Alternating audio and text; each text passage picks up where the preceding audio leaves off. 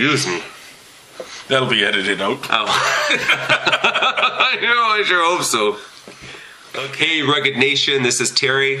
And Richard. And we're here to thank a few people who helped make the Rugged Man a reality. We want to start off and mention Tara and her novelty gift store, Chicken Scratch. Yes, Chicken Scratch is on White Ave, and Tara is one of the first retailers we spoke to in the novelty industry, and her insight, direction, and advice led us to achieving national distribution. So thank you, Tara. Thanks, Tara. Secondly, Gateway Rotary Club, a group of fine Rotarians, fine business minds who gave us the chance to present our pitch and work on our material. They gave us great feedback. It was an early morning meeting, but I'm not a morning person. We mucked through it, so thanks, guys. It's greatly appreciated. But it was good rehearsal because the Dragon's Den was really early, 6:30. That's true. That was even earlier, so we needed the practice. Right. Then there's Paul Flesher, a great and actually very successful entrepreneur with a food packaging company. That's right. You know, we always knew that Rugged Man had potential, but we had to really be able to demonstrate the Rugged Man was more than just a clever gag gift, but it was a business opportunity with real potential. And it was Paul who helped us crunch our numbers and frame it in a way that really gave us confidence with our business case before the Dragon's Den. So thanks, Paul, for your practical and insight of how to present the numbers. So thanks. Excellent. Appreciate it. We can't forget Mr. Paul Sveen, another fine Paul. The other Paul. Yeah, snap. Snap. That's a little high heat. Paul told us we needed to do that on the show. Little inside joke. We didn't do it. No, we didn't. But the first time we were introduced to Paul Sveen and his high heat, as he likes to call it, is when we took a stand-up comedy class a few years back, and we've been friends ever since. He's a great comedian, a natural coach, and we learned so much from him. He helped us hone our comedic timing. We used some of his lines. Great lines. And of course, we need to thank his lovely wife, Noreen, who put up with us for a few nights there while we rehearsed with Paul and Noreen. Yes. So thanks, guys. You're a great group. Awesome. You know, everyone has asked us, how are you guys going to deal with that mean fellow, Mr. Kevin O'Leary? Yes. Well, we said we've got to present in front of bankers because they're a tough group. So I phoned up a financial advisor who I've used, Josephine Costco at the ATB White Mud branch here in Edmonton. And she arranged a meeting in front of all her staff and, in fact, some of the head office people. Now, we were a little cautious. We were surprised they were there, but I think they were there to check us out. I think they wanted to invest. Oh, and they would have. If it wasn't for the conflict of interest. Absolutely. I'm sure they would have invested. So thanks, guys. We appreciate your help there, too. We sure did.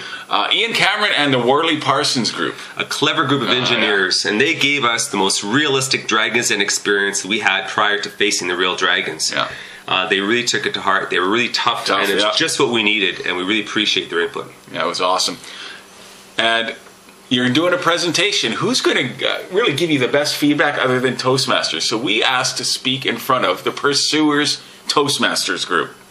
There's something about speaking in front of a group of professional speakers, and typical Toastmasters, they kept very close track of our ums and our ahs. Ahs, yeah. And it was quite a few, as I recall, it was a high number. 2 pages. I'm trying to forget, but it's always a pleasure to speak in front of the Toastmasters. Then there's Tony Shirt, the financial guru, a banker, and all-around super swell guy. One of those rarest of bankers with a sense of humor. He really helped us crunch our numbers and helped us frame our valuation and really the potential, so the Dragons could really see the potential of our advanced terror system. So thanks, Tony. You gave us the confidence to walk down those stairs and know that our numbers were true, and in fact that they were right. And Kevin loved it. He said our margins, he had good margins. Yeah, he liked that. So to good margins. To good margins. Yes. And while we're on the topic of drinking, we can't help but forget the Urban Spirits Rotary Club. Absolutely not. No, it's almost like a dysfunctional family. Yes. To us, and the unconditional love they showered us. Oh, and the blunt advice. And only family can give us advice like that. Oh, so absolutely. Blunt. It was painful, but done with love. And like every good family, they were ready to help out and do all that tough work, assembly of the rugs, the boxes, and we didn't pay them, so they had nimble fingers, and they're awesome, and we really are very touched by the support we've gotten from the Urban Spirits, and we look forward to sharing this success of Rugged Man with them. Yes. So we want to just we wanted to give you an update, and if you're wondering about what's going on with the Rugged Man, Which I'm sure you are. absolutely, who wouldn't? Who wouldn't?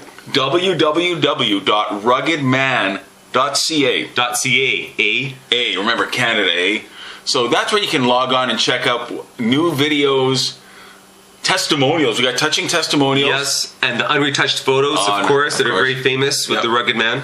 Yes. So we encourage everyone to log on and actually give us your feedback. You want to see any videos? Might be a good idea. We'd love to hear. We'd love to hear your feedback. We'd love to hear your input. We'd love to hear your testimonials. And we've started a Rugged Revolution, and we hope that you'll continue to follow us as the story unfolds. Right. So here's a cheers to empowering bald men, one rug at a time. Stay rugged, everyone. That's right. Keep it rugged. Ruggedly yours, over and out.